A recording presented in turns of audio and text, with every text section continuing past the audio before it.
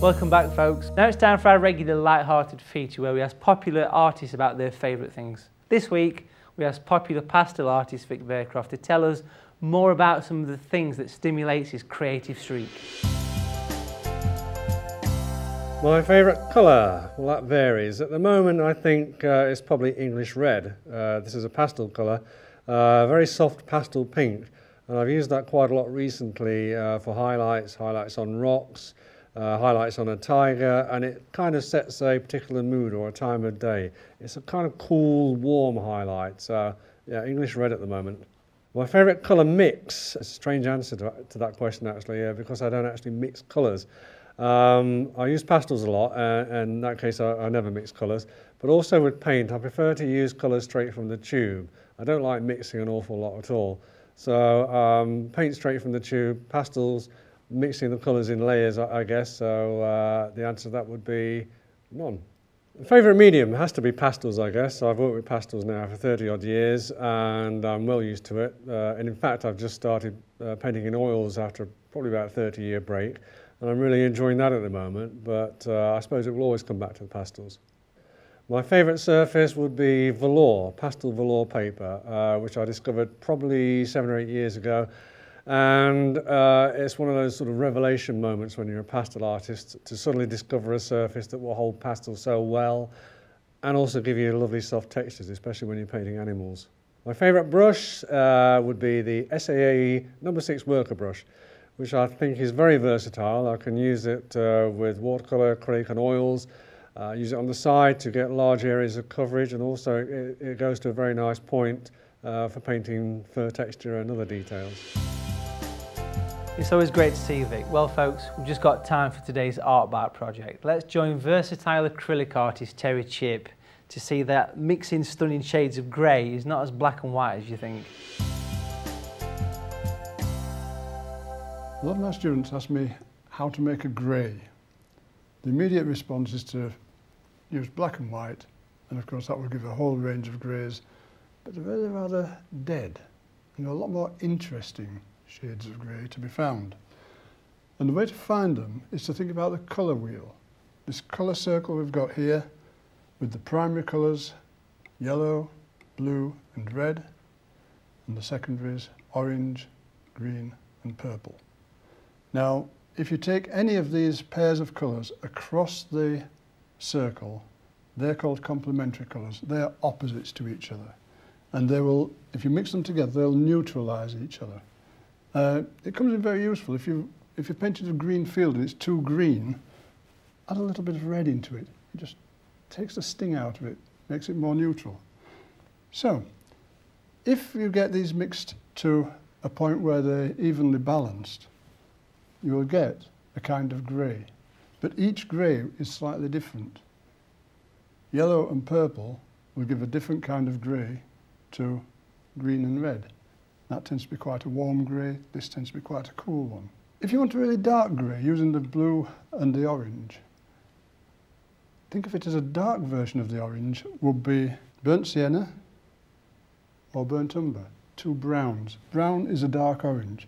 So, if for example, I used some of this blue, I'm using a phthalo blue here, and I put that on there, and then I pick up the little bit of the burnt sienna. If I mix those two together in the middle, I get something that, to all intents and purposes, just looks dark. You can't tell whether it's brown, blue, black, hard to tell. But if you just add a touch of white into it,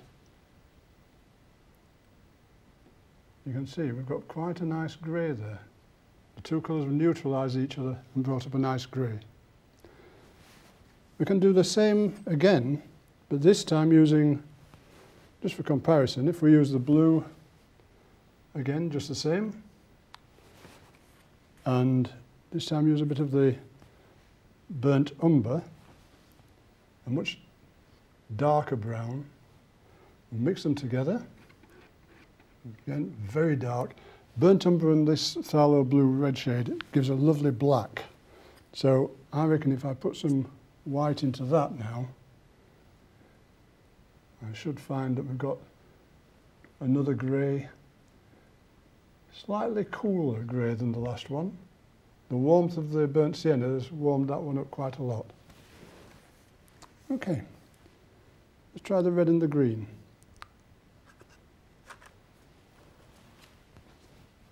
Go with the red.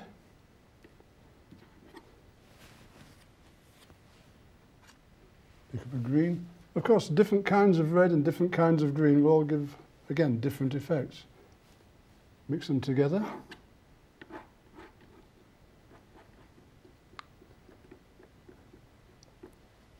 A lighter colour already, you can see. And if I add a bit of white to that to see what we've got, that's a very brownish grey. Perhaps a bit more green would make it cooler, bring it more to a grey colour, a little bit more green. And we've got a very warm grey there. Let's try the yellow.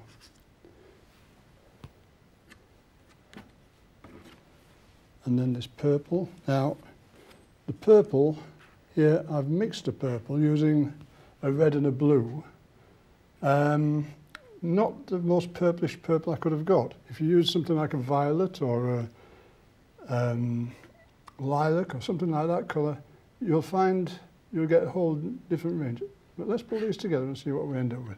I think the purple will be much the stronger colour here. Yeah. Much stronger, so I need to bring more yellow into it and try to get that balance between the two that you can say it's neither the purple nor the yellow, it's somewhere halfway. And then again, if I add a little bit of white into that and see what we end up with. And again, it's another warm grey, a rather brownish grey. Perhaps a little bit more purple would balance that out even more, but I think the greys that we've got there are far more interesting and far more versatile than anything you would get with using black and white. And all the different variants of reds and greens, you can make lots of shades of grey. Some really useful advice there, thanks Terry. I hope that's inspired you to experiment with different colour combinations and try something new. Well folks, it's time for our final break now, but join us in part 4 when popular acrylic artist Fraser Scarfe returns to conclude today's creative journey into the expressive world of acrylic landscapes. We'll see you very soon.